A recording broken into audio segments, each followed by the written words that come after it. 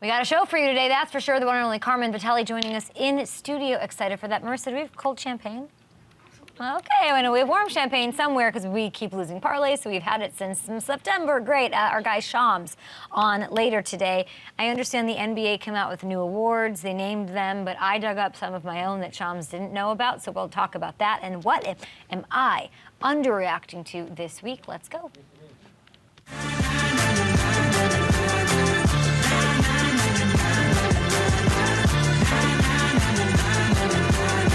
Underreactions to week 14.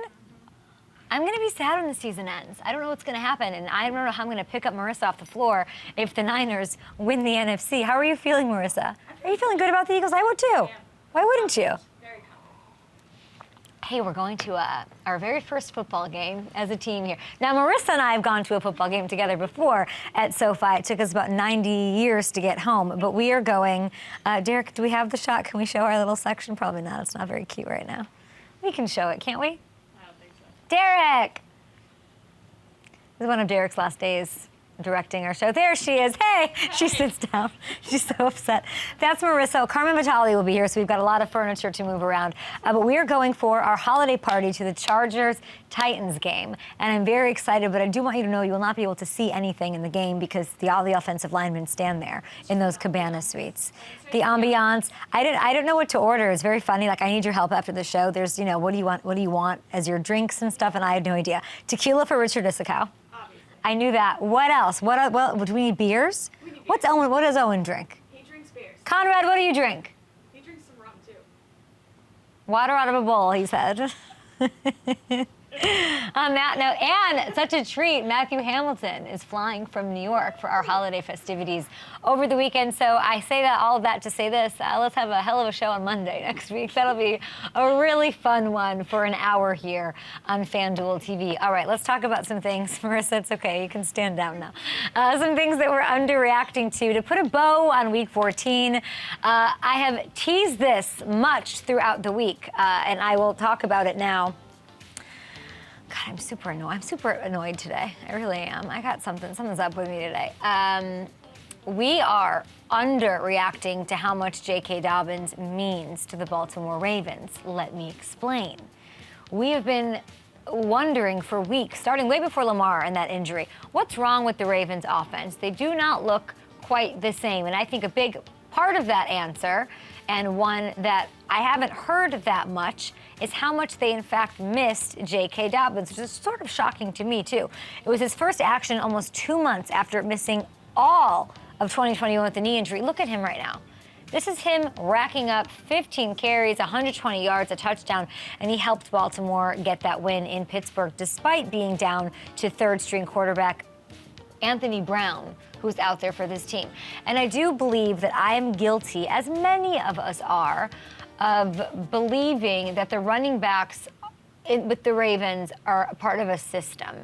You can sort of interchange them. We do the same thing with the Niners backfield as well. It's all about Lamar, and if he does his thing and he opens up lanes, everybody back there is going to have success. And this is not to disrespect Lamar or anyone else, but I do think J.K. Dobbins proved a little, and something to keep our eye on here, that he is a big difference maker in this offense. And he had a message that should be frightening for the opposition when he was asked about how he felt and how it felt to have such a monster game in his return. Take a look.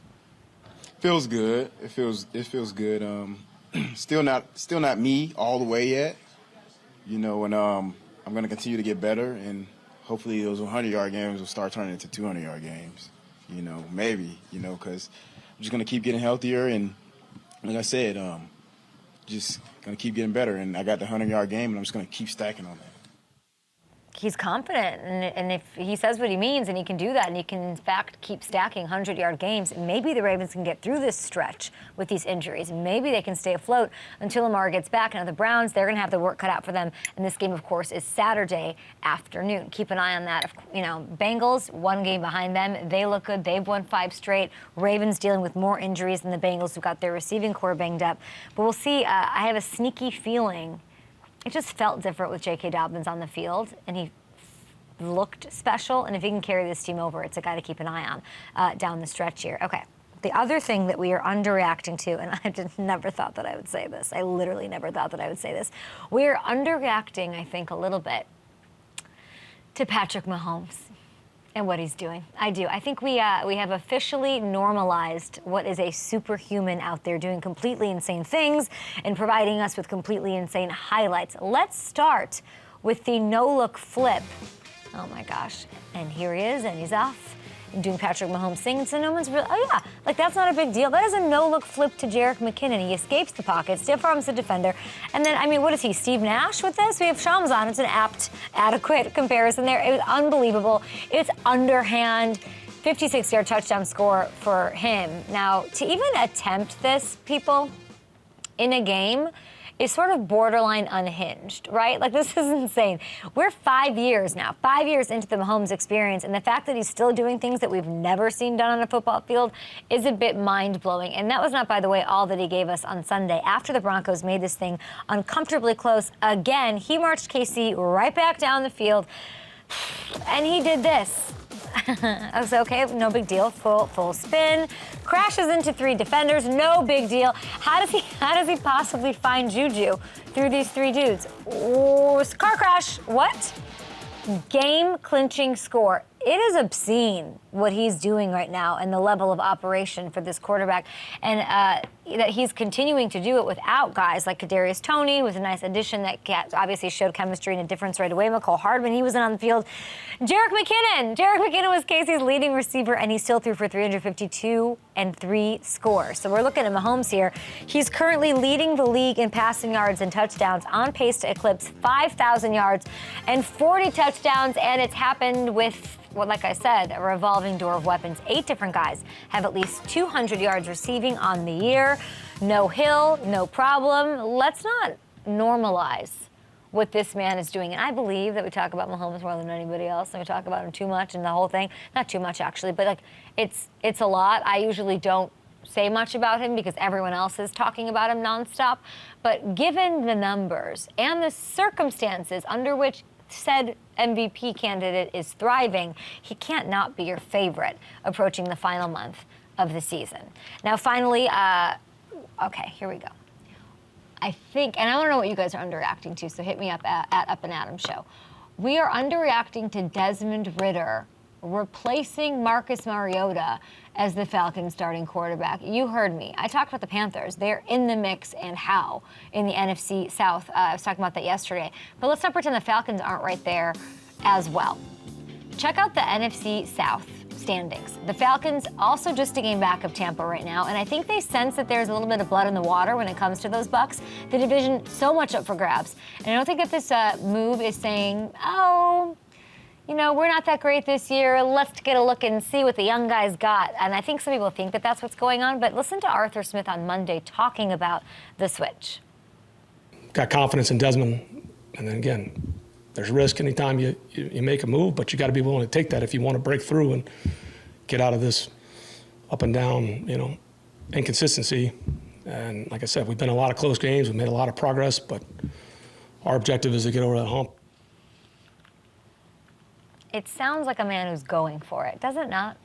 What do you think? I know the initial gut reaction is that you don't make a mid or late season switch to a rookie quarterback when you're trying to contend, but look at how Lamar Jackson sparked the Ravens. What did he do, right? He vaulted them into a playoff spot in 2018 after Harbaugh decided to bench Flacco. I'm not saying Ridder is Lamar, but if there's anyone who can create that type of spark for a team, is it not Desmond Ridder?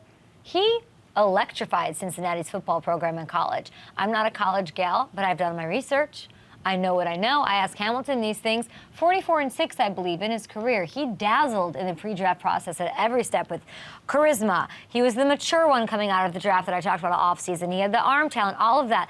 And in the preseason, he looked good. He was making last-second game-winning throws, and that we all watched because we were so curious. I'm excited to see what he can do out there, and we'll see if he has enough to get those Falcons over that aforementioned hump, and if he does, what does it mean for Ritter's future? It's just something that we're not talking about enough because we are all focused on the playoff picture and the top dogs and those stories and what they haven't done. But Ritter needs to be getting enough love. And I know there's other things that I'm not talking about, so let me know at Up and Adam Show. I believe Carmen Vitali is here. She's with Fox Sports. She's incredible, and she's in LA. So we're going to break down some tape. We're going to talk trenches, baby. It says first guest, my favorite guest today. Spent total shade of Chum. Sorry. He's like here, isn't he? Isn't he going to be on the show? He's on the show, yeah. People think Chums and I are in love. It's like very awkward. Have you seen this? Yeah, absolutely. There was like 4 million views on me jokingly shooting my shot. I think everybody's shipping you. But I know, but I don't know why, and I didn't think it was that funny. And then all of a sudden, 4 million views later, I said NBA Twitter. Wow, I was not ready for NBA Twitter. You spent 6 years covering the Buccaneers, including, of course, their 2020 Super Bowl championship season, and now you're with the NFC North reporting for Fox Sports. Yes. How are you making light of the season? It's amazing in the NFC North. Yeah, well, it's a lot of fun in not a lot of winning ways, though. I think somebody said on Twitter that it's the most fun they've had watching bad football. And I have to agree. Okay. But there's bright spots. The Lions. I know. And now the Lions are the best story. This was pre-Lions, and now the Lions, and I'm like, what bad football? Yeah. The NFC North is. You know what we do on our show when I'm not having fun? I'm crabby today. You know what I did? I took like a little NyQuil last night, and then I woke up and I'm like.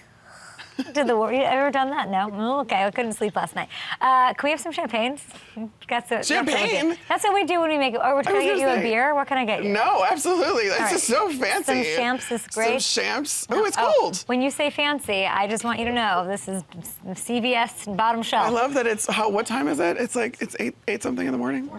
Listen. Mm-hmm. Oh, I'm sorry. Do you want me to like fake it and it's put never a splash too early. of orange juice in there so it seems No, I want acceptable? a little dropper. Mimosas are that such a goes. joke that are like, oh, we're going to put some fruit juice in here. Yeah, So this it is good. seems like it's okay that you drink it in the morning. Okay, I want to talk about the Lions because they beat the Vikings. I cannot believe that they're 4-1. They're 4-1. They've only lost one in their last five. They're top 5 in total yards, points per game. I'm a huge Jared Goff supporter and stan, and I love him and I think he gets credit. What are you digging into when you're seeing the tape? So, I mean, yeah, Jared Goff is a more than sufficient quarterback at this point, and now he's got weapons. More than sufficient. More than sufficient. Well, no, I mean, because I think that he had a bad rap coming out of LA, and everyone's like, oh, the Stafford trade. Everyone was like, oh, the Rams made out on this, and they won a Super Bowl for it. I think they'd redo it any day of the week. But now Jared Goff is becoming something that is fantastic for the Lions. It's just what they need. He's got a ton of weapons now around him. Jameson Williams comes back. And yeah, he hasn't gotten a lot of work quite yet, but he got his first touchdown last game. And what he's doing is making defenses account for yet another person. So you've got DJ Chark, you've got Amon-Ra St. Brown. They're healthy. They're all healthy. And you've got a great offensive line for Jared Goff to sit there behind. So are we looking at some tape here? Yeah. So this happened on Sunday. It was a 48-yard pass to DJ Chark. The accuracy with which this ball is thrown by Jared Goff, too, is super impressive. He sees that he's got outside leverage. DJ Chark has outside leverage on his defender, and then he puts it right over the top, right ahead of him just a little bit. The ball placement is perfect. Boom. Chark was an Up and Adam sleeper last week, by the way. Is he confident or is he pissed? Like, which Probably one both. more? Both, yeah. If I'm him, I'm like, scorched earth on everyone. I think every quarterback finds ways to have a chip on their shoulder, regardless of if they have a reason to or not. But I think that in Jared Goff's case, he absolutely has a reason to. Yeah. And now, and he's confident. His coaches are doing him a lot of favors. The Penei Sewell thing made me think of, see? Yeah. Swoon. Can we see it? Let's just take a look. Can we just show this beautiful man? Look at the athleticism. Look at the absolute. I mean, wow, he hit him. Okay, hold on. Look at that. He makes contact with the ball. He puts both hands up. He knows how to catch clearly. Goes out into a route. I mean, this is the jumbo personnel that the Lions were running quite a bit. Penei Sewell, huge fan. We got to get her a jersey here. Now, it looks like Aaron Rodgers just might have found his receiver. I was there for the first game. He was scoring touchdowns. You could see, speaking of confidence and being pissed, like he was ready to break out, and then he never really looked back if you're thinking about it. So Christian Watson looks incredible. Let's look at some video here. Did he do anything to prove that he could be the guy, that Aaron Rodgers should stay and be the guy with him? I mean, he's consistent now. I mean, this guy, he's catapulted up the production charts. He's got the most touchdowns of any rookie in the league, or he was before the bye week. And I mean, like, narrow Aaron Rodgers, you can see, just completely and implicitly trusts him, because even if he drops a pass these days, it's not like it takes the entire game for Aaron Rodgers to go back to him like it was earlier in the season. He trusts him enough to keep going to him, and Christian Watson is, I mean, he's validating every single thing that these guys thought about him, and especially coming out of North Dakota State. I think it just took him a little while. Do you That's think all. that Aaron's now going to think, I should stay? So he actually kind of alluded to that a couple weeks ago.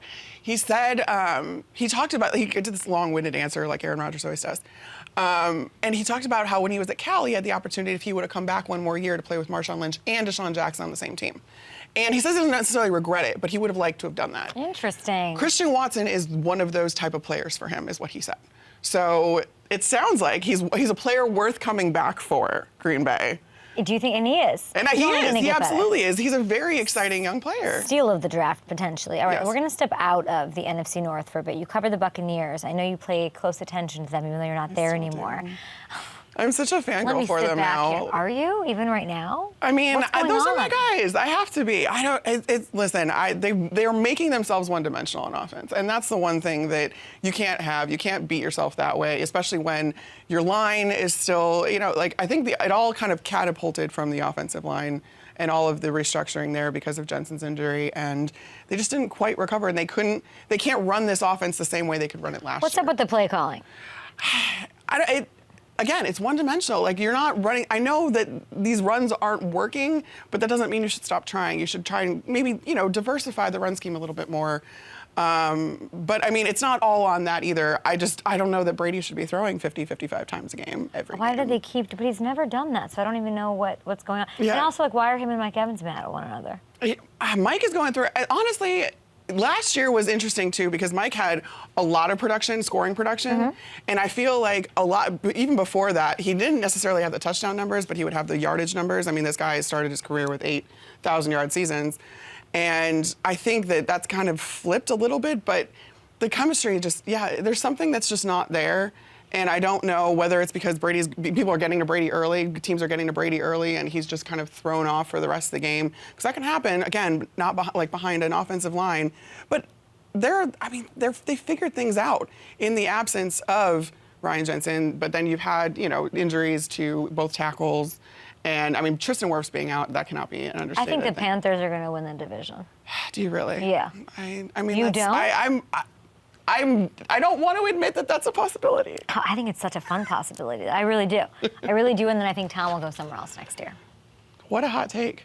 You don't, I mean, it's not a hot take. It is a really. hot take. Really? I don't Where's know. he gonna stay, Does he there? want to start all the way over though? That's my thing. I mean, he's certainly hit the reset button in different ways all year. So we'll see. That's a great point. Apparently, we are going to go back to the NFC North. I was going in the order of the cards, which were out of order, but so is our show, so it's fine. That's All right, let's go fine. back to the Vikings. They're 10-3 right now, right? They lose to the Lions, which you just talked about. It's their defense that's been tragic. And I talked to Chris Carter, a legend, about this when he was on my show, and he sort of suggested that it's a personnel issue, I believe, and so people want to fire the defensive coordinator. I asked him that. He said, "Don't fire him. He's a good guy." What do you make of his defense? He is a good guy, and I think when you talk about defenses and the story of defense in the league, Ed Donatel, his name is going to come up every single time because he's been in the league forever, but.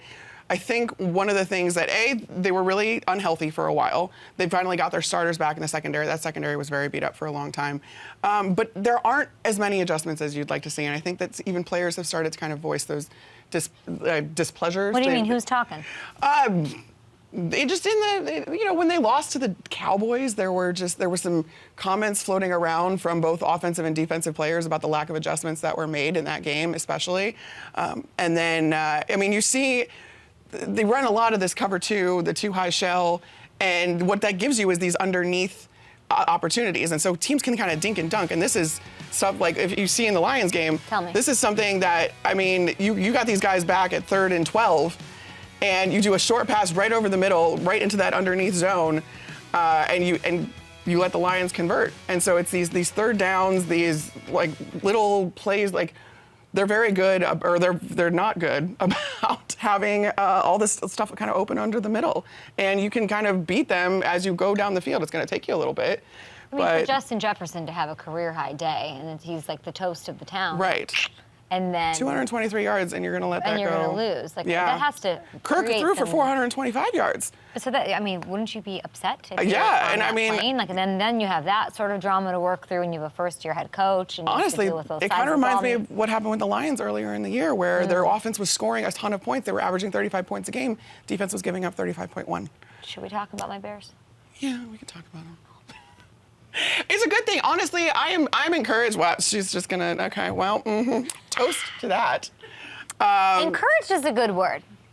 No, listen, they've got They everything will ahead tell of them. you, Brian and They've Marissa got will tell everything you, ahead of all I them. said was, all season, all we're looking for is bright spots from Justin Fields to show he's the future and he's going to give me something to hang on to. Give me Yes. something to hang on to. And granted, they're eliminated, but Justin Fields, I mean, 905 yards rushing, 8 touchdowns. He wild. takes over the game in certain points. He's obviously, hopefully gaining confidence, which I think is the theme Yes. that needs to happen with these young quarterbacks.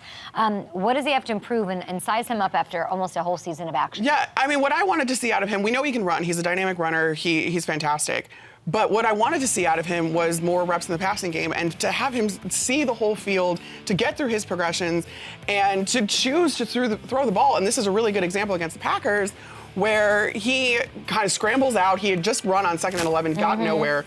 3rd and 10, he knows he has to make up some ground. So he scrambles, stops himself before the line of scrimmage, and then throws the ball because he sees Cole Kmet open. And I love getting Cole Kmet more involved in that receiving game because I think he's a really reliable guy, or can be, a big body target, someone that Justin could really, lean on in those situations. So seeing that was the most encouraging thing I could have seen from Justin Fields, was because he actively chose not to run the ball. Right. And again, he's coming off the injury, so I think they're being a little bit, they're being a little ginger with him.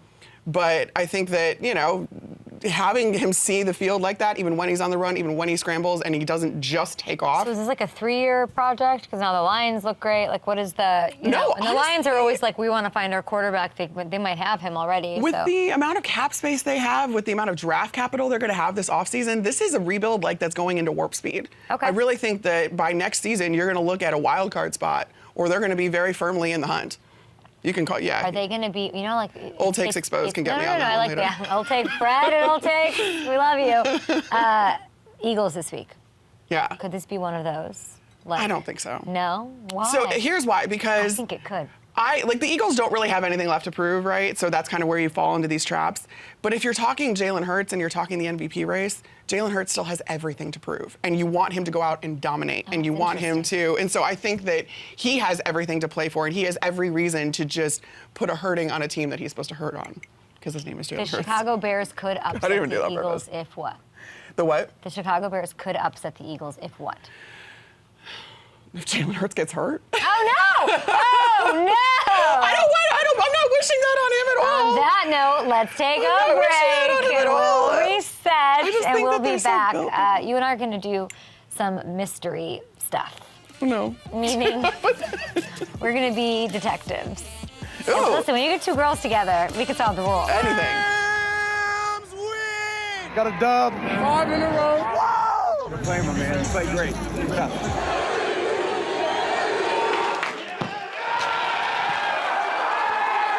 Couldn't be more proud, all right, of this group of men right here in this locker room. Great job, man. This week's finish will pay dividends. Enjoy it. I know we got bigger things coming forward. It feels different. The work and the results speak to that. Keep doing it. Stack another one this week. Family on 3. 1, 2, 3. Man, the Jags look good, too. How happy was Jalen Hurts before you called for his injury? No, it's not. I didn't mean to put that in the universe. I just meant to say. I mean, his name kind of puts it into the universe. on well, its own, okay, right? yeah, that's A fair. little I don't bit. feel as bad anymore. As long as Marissa forgives you, and she does, we love locker room celebrations. We also love having Carmen Vitali here. She covers the NFC North for Fox Sports. We are very lucky to have you. Now, Carm, it is my personal belief that no one can sleuth out info and investigate faster than 2 Women working together in tandem. Ask any guy who's been caught cheating or acting up. The FBI should be made up entirely of women. And we are yes. And so this is me playing the role of Charlie Day. Oh my God. And we're about to break down the playoff picture conspiracy style. Ready to join me? Absolutely. It's not I really love conspiracies. Let's do it. I don't even think we're doing conspiracies. Oh, okay. Instead we're doing like villains. I don't know. This is a mess, but we love Clue? it. Or is this SVU? Are we Law and Order? I don't know. Are we Olivia and Benson? Yes. Oh my God, I Are we love Olivia Olivia Benson. Adam Vitali on the case. I think we need our own theme song. Can I hear what we got? What is this? What's the theme music? All right, it's very like Pink Panther-y. All right, let's crack the case here. Cracking the playoff case and the playoff picture right now. All right, let's do it.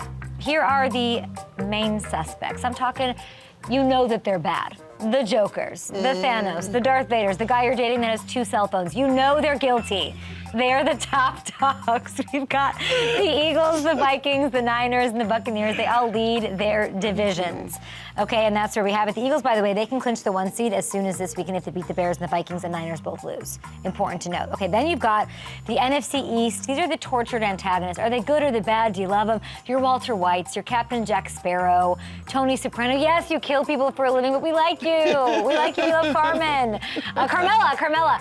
Omar Little. Are you good or are you bad? These are the Cowboys. Are you bad enough to make the club? Are you bad enough to be scary? The Commanders, the Giants, they're all in wild card spots. And that tie, by the way, is working for the Giants and Commanders. It's the reason both NFC East squads are 7-5-1. The Seahawks on the outside at 7-6. So if that game ended in anything, Carmen, other than a tie, Seattle would be in the wild card spot. Yeah, we shouldn't condone ties. We shouldn't condone ties. This is a woman after my own heart.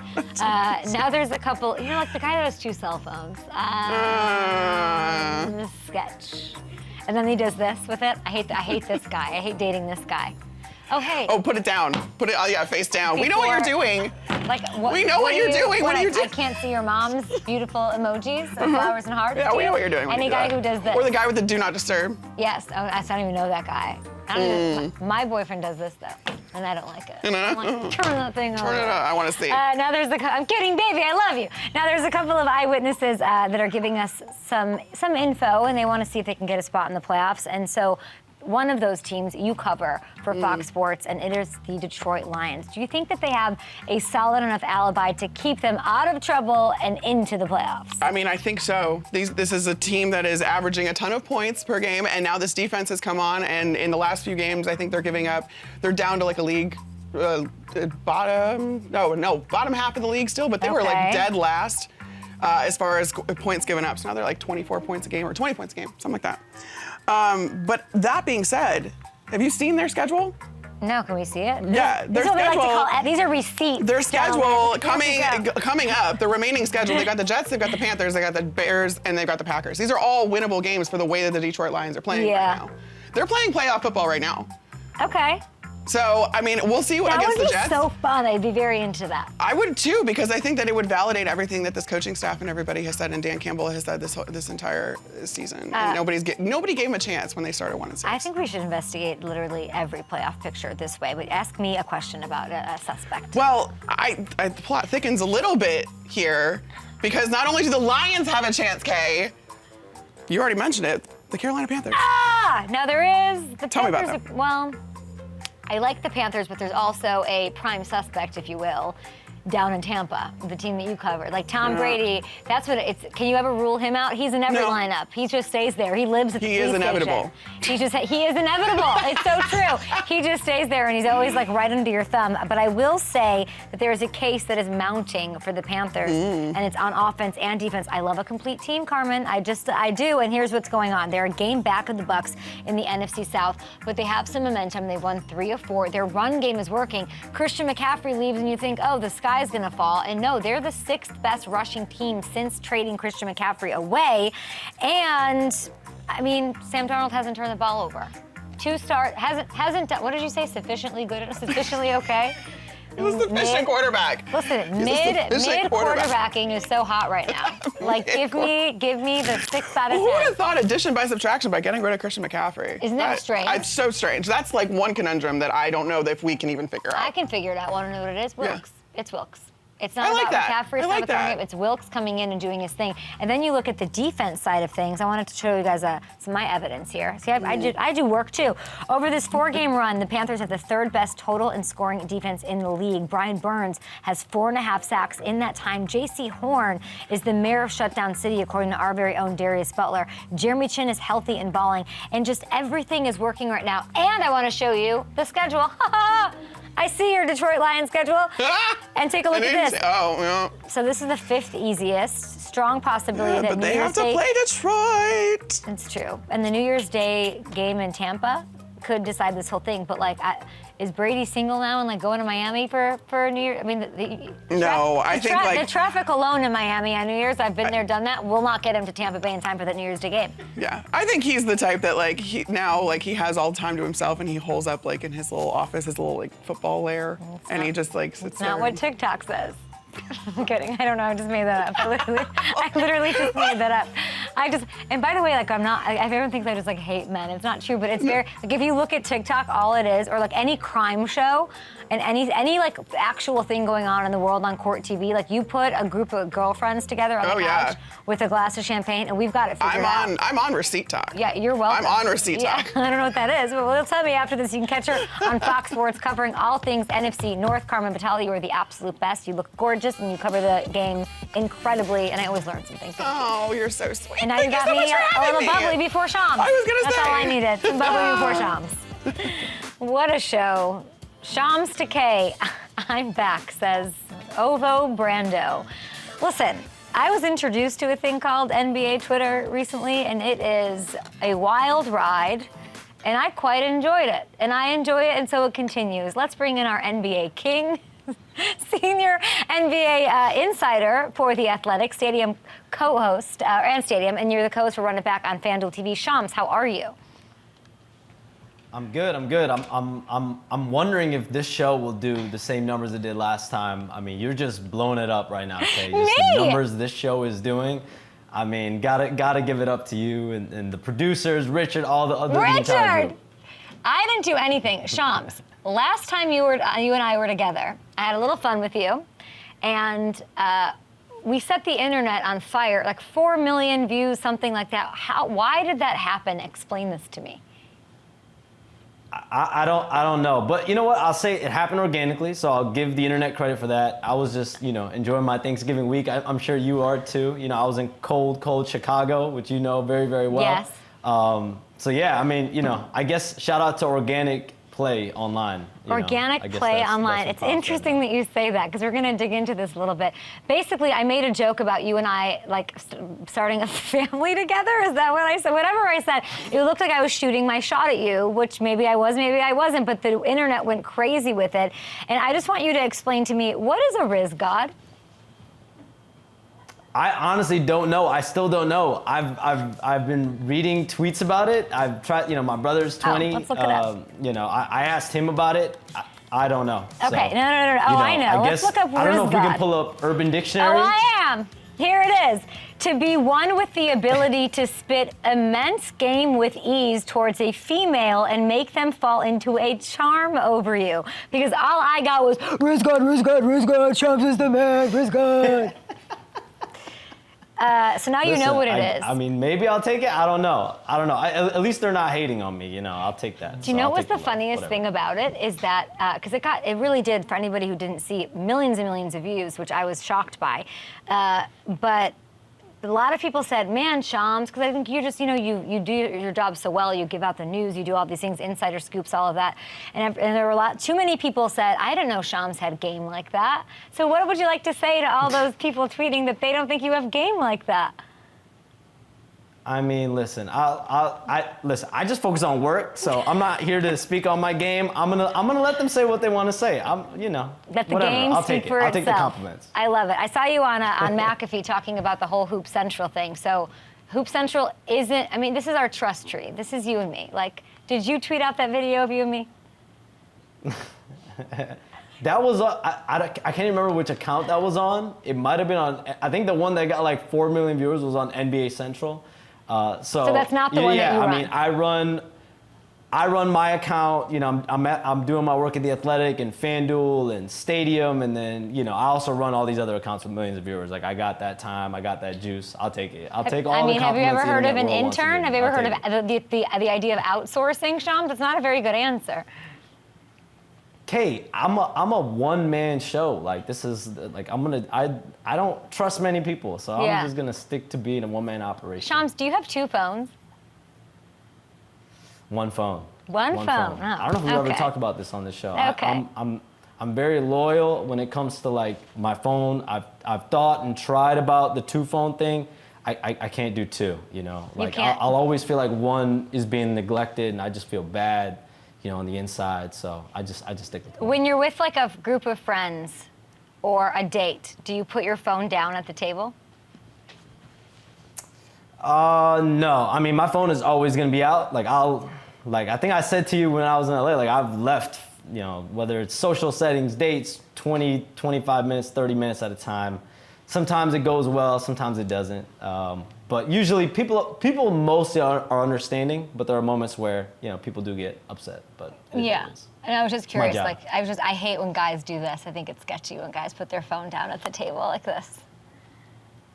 Marissa knows what I'm talking about. Why is that sketchy though? What do you mean? What if they're just trying to Then focus put your phone on in your the put your phone in conversation? your pocket or something. I don't like it because you can't turn it over you can't I don't know, like if you're having a sleepover to have the guy put the phone down on the bedstand or something. Like I've just never enjoyed that, and now I'm sweating. So now we're gonna continue with this. Here's something Riz It got. might be like emotional for them, where it's like they have it in front of them, and it's like that sense of comfort and security, but then God, you also don't Shams. want to look at it. So I don't know. I'm just trying to come up with reasons right now. Shams the Riz God. That's Poor why guys. he is. That's why he's the Riz God. Okay, so one thing that did work out is that the first time you were ever on Up and Adams, you picked a team for me to root for in the NBA because I don't pay attention, and you picked the Pelicans, and that's a great fit because I love the Saints and support them. And I understand they're doing quite well.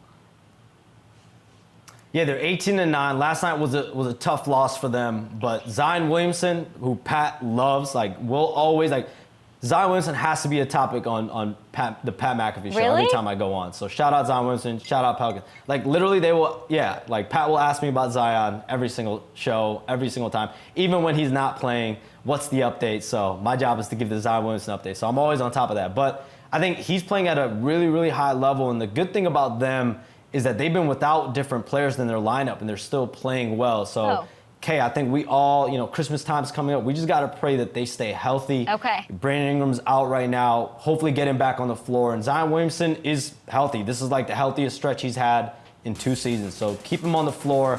That's going to be very, very important. But last night, he is so good on the ball now, and he's a 6'6" physical specimen the NBA's never seen before.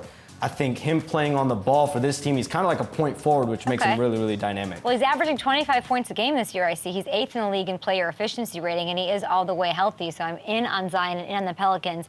Because you got that right, and you're on a heater here, Riz God, who's the biggest name swirling out there on the trade market that I need to keep my eye on? I think Bojan Bogdanovic. So he's a guy in Detroit. He's 33 years old. He signed an extension before the start of the season. And he's always been really, really productive, averaging 20 points a game, multiple seasons in the past. But I think right now, for that, it's a Detroit team that's rebuilding. Cade Cunningham's out for the season. They probably got their eyes set on Victor Wembanyama. So to get, potentially a first-round pick in the marketplace for him, I think is going to be very important. To see if they do open up. But right now, they're telling teams we have no interest in moving him. I've reported this week on Run It Back and other shows. They've gotten a protected first-round pick offer from the Lakers. So we'll see if they end up going that direction at some point this year. But the Lakers need shooting. Bojan Bogdanovic makes sense. I would definitely keep my eye on him. I love that. Now, I know Christmas is, I don't know anything about the NBA, but I do know Christmas is it, right? It's the biggest day on the NBA calendar. Let's take a look at these matchups. There's 5 huge ones. Which one pops out to you that I need to be looking at the most? Bucks Celtics looks good. No shortage of drama there, yeah? I love the Bucks Celtics game. I love all these games. I think they all have super fascinating storylines. But to me, the Bucks and Celtics, that's the matchup that I think last year we got. There was no Chris Middleton. Milwaukee and everyone around that organization, they really believe they could have went back-to-back in championships if Chris Middleton was healthy last year. He did not play in the second round series because of a grade 2 MCL sprain. So he's going to be back. That matchup is amazing. And I think the Grizzlies and Warriors, that Memphis team right now, Ja Morant, shout out Ja Morant. He's going to get his own Nike signature shoe coming up. But that Memphis team is coming, and they're coming fast. And I think the Warriors, they're obviously that veteran team. Tough loss for them last night. That's going to be a very fun game as well. He's Morant's averaging like 27, I like numbers, 27.7 points a game this season. And with the Bucks and Celtics is super interesting because they're doing it under an interim coach, right? Or maybe if not so interim, because he might keep that job, yeah? They're number 1. Yeah, Joe Mazzulla is the interim coach by name, but that's the guy that Brad Stevens has put his confidence in. Like, there's very, very, very low likelihood that they're going to go another direction. They've gone all in on him. The players love him. The team loves him.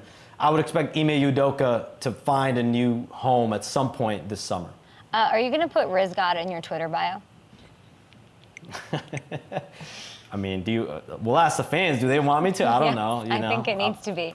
I get it so often, I should put it in my bio. I might put Shams as the Riz God in my Twitter bio at this point. I was on your Twitter feed yesterday, and I understand the NBA renamed some awards that have been around forever, including the MVP. That blew up. Yeah, after Michael Jordan. Well, here's what I still don't get. Why do this? Why switch the names and awards now? I don't get it. I think some level of consistency. They have the Bill Russell Award for the Finals MVP. They have the Kobe Bryant All-Star Award. They have the Larry Bird, Magic Johnson Conference Finals, MVP Award. So kind of that level of consistency. But I think honestly, from more people I talk to around the league, it's really marketability. Like being able to market these awards off of these legends' names. Like that's definitely an avenue that I think you're seeing Adam Silver in the league go down. So we'll see from a marketing perspective how that helps them. We'll see. I mean, you put that news up, of course, Shams, the insider as you are. I hate to inform you of this, but I'm a better insider than you, and I'm the Riz goddess, as I found Kay Adams even more new NBA awards that Shams didn't know about. And those are ones that I'm going to hit you with here. I need some answers. These are you breaking news to me now? I am. I really am. Is that what's happening? How does that feel? Okay. Let me put my phone down. I mean, it doesn't happen more. It doesn't happen often. But yeah. Don't put your phone down. Just put your phone in your pocket, Kay. Come on. Listen, anybody can go through my phone. The world knows my password on my phone. I'm an open book. Here's one that you didn't report on. It's the Charles Barkley Award, and that is the NBA player most likely to host Saturday Night Live more than once. Who's that? Well, I'm going to go with Giannis. His personality is electric. He's got the accent. He's got everything. He's full of jokes. He's got dad jokes, like corny jokes. He's the man when it comes to that. Kevin Durant probably a close second to me, but Giannis is up there. And I will say you can't just have a personality. You need the clout. Like you need something to back it up. And he has the ring, of course. He's also averaging a career high 31.1 points a game this season. That's right, Shams. I have numbers for you today. All right, how about what we're calling You love numbers, but I do. Giannis also has the jokes. Like if you're gonna give a monologue for Saturday Night Live, like you need, I think, good context, good jokes, and I think he's got that. They might be dad jokes, but he's got it. I love that. Okay, 12th Man Award. This is the most underrated NBA fan base. I think Toronto. I went there in 2019 during the finals. That fan base is crazy. They've got a super fan. They call him Nav Bhatia. Like he's always courtside, dapping up the Raptors players and other opposing teams' players. Drake is always courtside as well when you go to big Raptors games. But he's been there for 20, 30 years sitting courtside ever since the Raptors came into form. So that's probably the guy I would go with. Drake still hanging out up there? Is that not cool anymore? I don't know. Is Drake still going to those games? No? No. I think he's an ambassador for the team. They've got his logo on the practice facility, so he's there. I like that you mentioned this guy instead. All right, 13 and 14, though. Slow start for those Raptors. They're 9th place in the Eastern Conference, so let's get this thing going. Pascal Siakam. Pascal Siakam. I don't know who. I've literally never heard that name. I feel like this is gonna be a basketball show by the time the season's over and next year starts. Like this might turn into a basketball show. I need to come on and run it back. I don't think you could handle You do Beetle need and to I. do that. We gotta Beetle make and that happen. Beetle We and gotta I make would that be happen. would be a little too much for even the Riz God to handle. Okay. How about the White Lotus Award? I know you probably don't have time to watch any shows, but this is the team with the most drama. Well, I've seen you tweeting about it, so I think I got to get on that show. Like I've seen your tweets. You incessantly promote Okay, I'll that show. watch So White Lotus I with got to you, get Sean. on it. I gotta watch that show. I think that to me though, the Hawks, they're the team. You know, I reported on it last week. We spoke about it on Run It Back. Trey and Nate McMillan had a disagreement at shoot around a couple weeks ago. He doesn't show up to the game. Given a couple of choices, he decides not to go to the game, and I think that has, it's going to be a storyline and a topic for the remainder of the season. Kay, how many times in the NFL have you seen a guy, disagree with the coach and then literally, not come to the game when given a choice either to, show up and be on the bench? Well, we or not had go to the Antonio game? Brown in Has that our ever league for a happened? couple of years, so I would say I paper forgot covers about- rock for No, that but one. that's his. AB's his own category, though. Yeah. You gotta, give me someone else. I Give me will like a say star, this. like I a- will say like a- it's not just the Knicks that have beef with Trae Young, then apparently, because that's what you told me. That you told me all about that when I was going to the Knicks game last month. Yeah. I mean, I think that this will blow over. I think that the Hawks are now trying to move on. They got to get guys back in the lineup. But definitely a storyline to keep an eye on as the year goes on. That's probably your White Lotus Award. I got to get on that show. Okay, so you and I will watch White Lotus. It's a date. Riz got it up. Send the gifts and the memes. Get the whole thing going. It's all very fun. Shams, you're the best.